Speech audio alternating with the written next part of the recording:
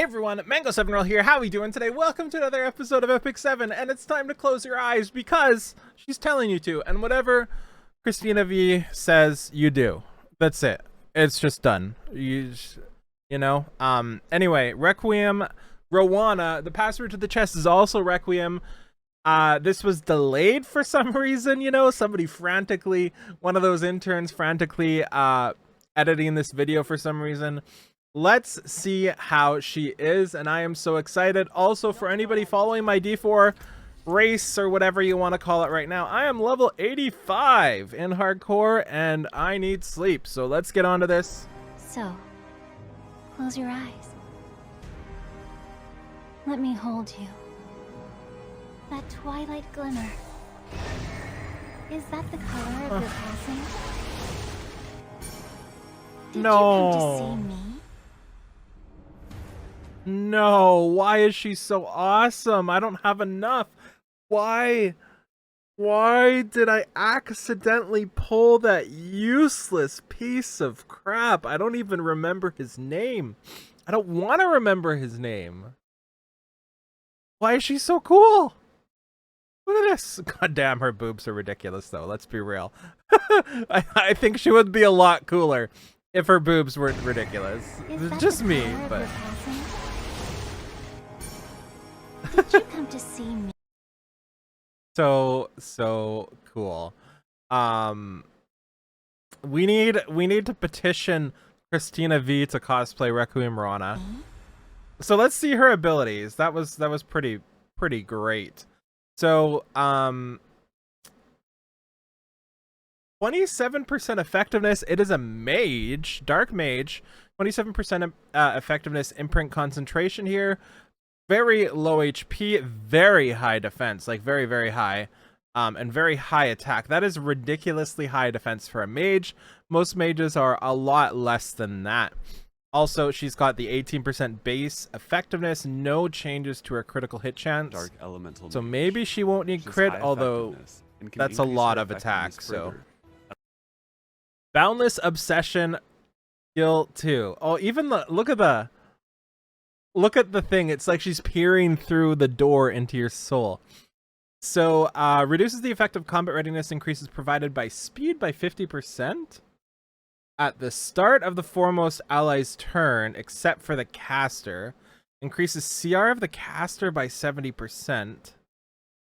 Can only be activated once per turn. What is going on with this? How does this work? So she basically doesn't move herself, right? She gains half speed, and then whenever the foremost ally takes a turn, she gets 70% CR. Basically, whenever they take a turn, she's going to take a turn. Because this is not going to be reduced in her 70%. That's really cool. And it's actually 100%. So she basically is not going to take turns. Actually, she will. She will still take turns because it'll go eventually. Actually, no, she won't from her regular, right? She's never gonna, unless your foremost ally dies, she's never gonna actually naturally take a turn.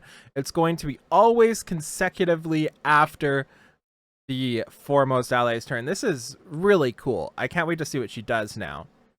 At the start of the foremost ally's turn, except for the caster. So Leica goes. Increases combat readiness of the caster by up to 100%. Then we'll see her 70% here. Yeah, up to next here is insane. So Eternal Lament attacks all enemies with a horde of illusions. This is a 4-turn cooldown, increases cooldown by 1 turn and increases CR by 30%. Cannot trigger like crit. Praise Rowana. I knew that was coming. As soon as you see an ML5 that doesn't have like a crit whale print and it doesn't have base crit in their awakenings, usually a lot of that time it's going to be cannot trigger a crit. And whenever people can trigger a crit, they can't twiggle equip, they can very often pen. So that's pretty cool. So AoE attack, push back by 1 turn, 30% CR reduction, and pens the target. Increases damage dealt every time the skill is used. Okay, that's pretty cool. Maybe her skill 1 reduces her cooldown of skill 3 too, because her skill 1 has got to be pretty powerful, right? I want to watch this Cannot animation trigger again. a critical hit and penetrates the target's defense. We'll see how much damage it does too. Increases damage dealt every time this skill is used and can stack up to 3 times. Okay, so 10k on Arowell with all the things, of course. 2800. Aravi almost out-healed that. 3700 over there and 3700 over there. So not much damage, but you never know with these showcases. Her skill 1 is a 75% chance to decrease defense. Cannot trigger a crit, a successful attack. Ooh, okay. So again, anytime there's a soul burn like this, I prefer they ignore ER instead of increase effect chance to 100%. But 2-turn defense break with extra damage. Let's see how much Skill the 1, extra damage Touch of does. Darkness. Attacks the enemy with magic with up to a 75% chance to decrease successful Okay, attack. let's see the When 10 soul attack. is consumed, increases effect chance to 100%. So she burned and here. decreases defense of the target for 2 turns. 7,800 plus That twilight 5,000 or so. An acclaimed top model who feels empty inside. Okay. Players will be able to Oh, let's see. Look at her. Look at her. Requiem Roana through the Mystic Summon starting June 22nd. Oh, the little butterfly or whatever that is. Death moth. So let's watch a little bit of this. It's fully charged. Let me Oh god, I'm gonna mute this because there's a background music and they're gonna copyright me because they've been doing that lately.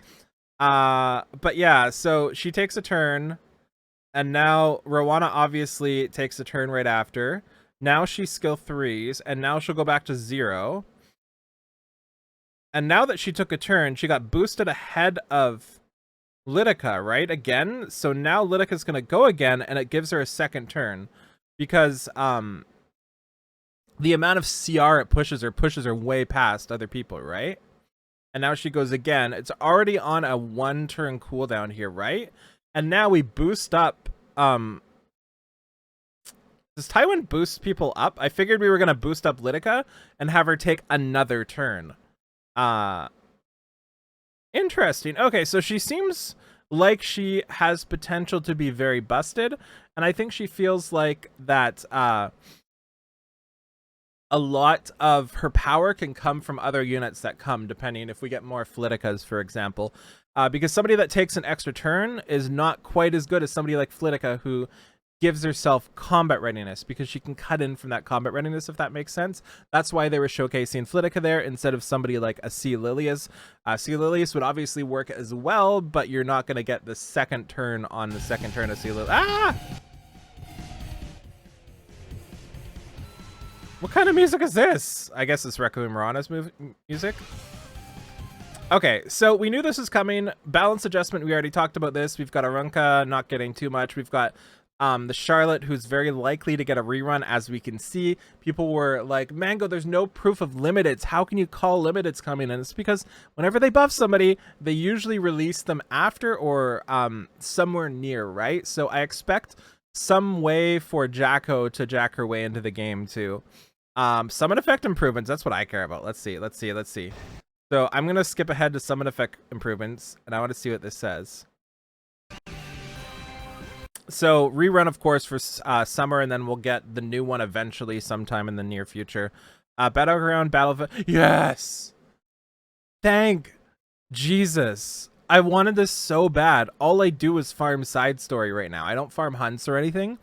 So not having background battling for that is brutal.